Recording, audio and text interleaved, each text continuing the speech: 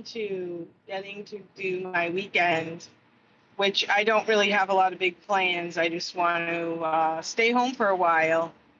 And so today I'm going to talk about, okay, first of all, the weather. The weather is interesting. We had snow this morning, and now it is still cloudy, and the sky looks like cotton balls up in the sky there. And it's a little warmer than it was earlier today.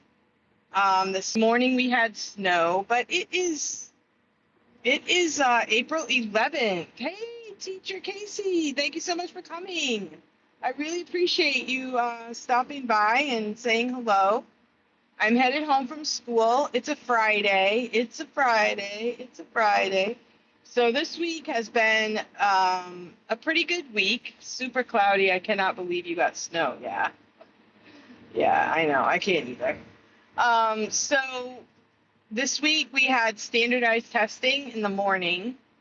And so it's kind of been a low key week. We had like two regular classes per day to just kind of like give them a little lower amount of work. And then today was a really fun day because the high school students were able to make bread. So one of the ladies in the school, she has her boys in the school, and she made bread with the kids. And now this woman she is a Food Network star, actually, and she works at our school. I have a little video of her because she was on the I don't know what it is, America's Favorite Cookie Challenge. Last year, she went to California and the baking challenge, and it was really fun. I watched the show, and I also made a little video about her because she was going to be on, TV and all that stuff. So she's a Food Network star. She is a wonderful baker. Her specialty is cookies with this painted frosting on it, and her company is called The Painted Pastry. You can find her on Instagram, and she makes the cookies for friends, and she sells them kind of like seasonally as people want the cookies. She will make them for people, but she's amazing. She's got a really awesome personality, and she made bread with the students, and she reached out to King Arthur Flour, and I did not even know this, but King Arthur Flour has a program. They will send you all the ingredients to make bread, and all you have to do is make 2 loaves. You make one for yourself and one for the nearest food pantry. And I'm going to look into that to see how that works. I think it might be for schools. I'm not sure if you can do that as a homeschooler or not, but I did take some pictures, so I'm going to put up a video soon. So look out for that. It's going to be a video with my friend's name is Amy Pope, and Pope. She is a Food Network star, and she works at our school. And I've also made bread with my students. I taught home ec at the schools that I was, worked at in previous years. And I also have I've taught bread making on outschool.com. And that was really fun. We would make all different types of recipes. And she taught the kids how to make the bread. And throughout the day, since we have a small school, she was able to show them, this is how you do the bread. And then she let it rise, and they were able to go and put the bread into the oven. And, it takes 20 minutes. They cooked it. And they each, like groups of 3, I think, they made 2 loaves, one for themselves and one to pass away. I mean, to pass out to their friends. That's super fun. I loved cooking with my students. We cooked every Friday. Oh, that's so cool.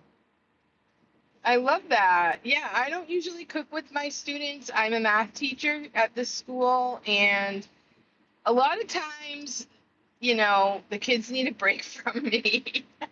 I don't know. And that's a lot of students.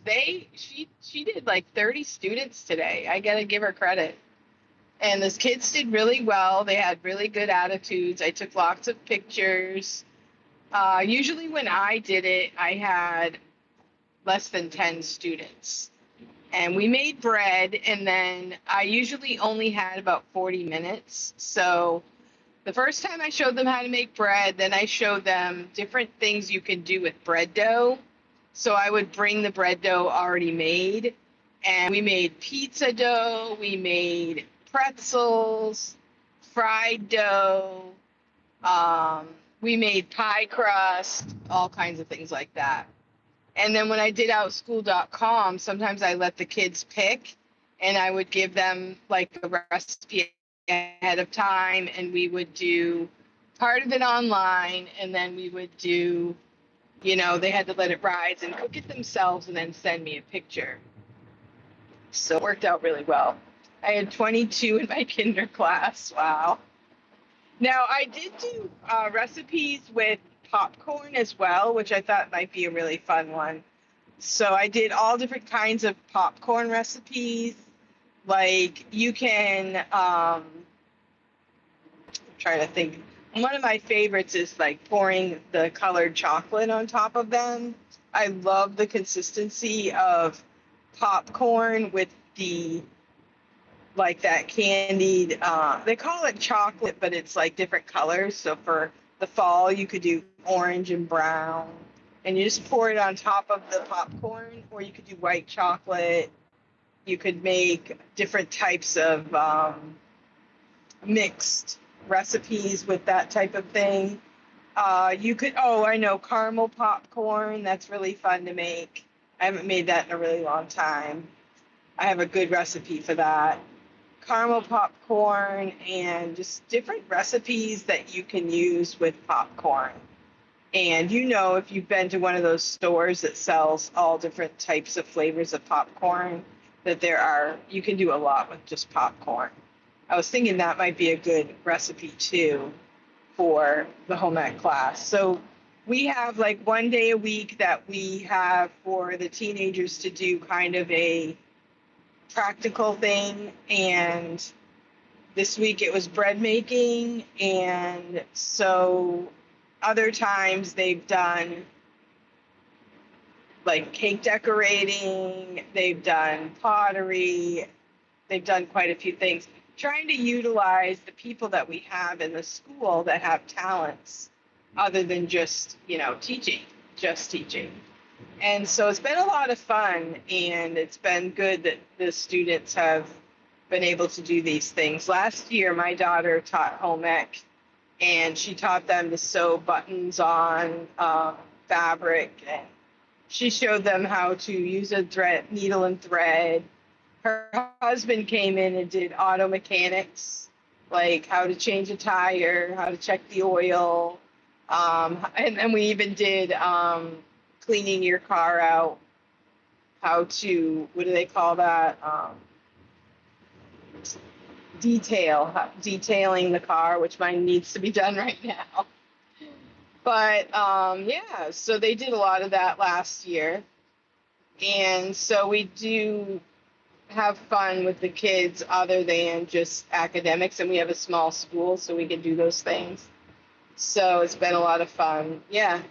So today is April 11th. It's Friday, and I job and what needs to be done for that. So yeah, it's a lot of things going on in my life, but I'm really anxious to get home. And usually I think on the weekend I'm going to clean the house and do all this stuff, and I'm just happy to kind of sit around a little bit, relax, and take a break. I haven't really done any knitting. I went to the State House yesterday, and I was there from 8 in the morning until like 7:30 at night. And it was a long day. We had a lot to do. We had to vote on the budget and so many things to do. So Casey says things have been crazy there too. I don't know if it's just me, but I think I've just pushed myself too much. trying to do too many different things, but yeah, so I love how teaching though I have the summer off, so I have that to look forward to. And we also have um now just saw Kelly Tag. She is my friend on YouTube, teacher Kelly Tag, and she just did a video and said she's going on spring break next week. But we don't have spring break for a couple more weeks. The end of April we have 1 week off. And then also, I'm going to be headed to South Carolina for a couple of days because my daughter is graduating from college. So this year, I'm going to have one daughter graduating from college, one son graduating from high school, and I'm also going to have a new grandchild born around the same time. So I'm trying to work on my plan for getting to see the grandchild and getting all of this stuff done. So it's going to be a lot. And yeah, so we're working on that. Exciting things coming up. Yeah, I guess that's what happens when your kids grow up. They have their own exciting lives. And, if you want to be a part of it, you got to make it point to being there. So we're just plugging along and really, I have 2 grandkids in Georgia, and I'm kind of like really having a hard time because the little kids are growing up and I'm not there. New grandbaby last month. Oh, yay! Congratulations. That is exciting. And that's your daughter, right? I think your daughter was expecting. That's exciting. And then one grandson from your son, right? I don't think they have 2 kids.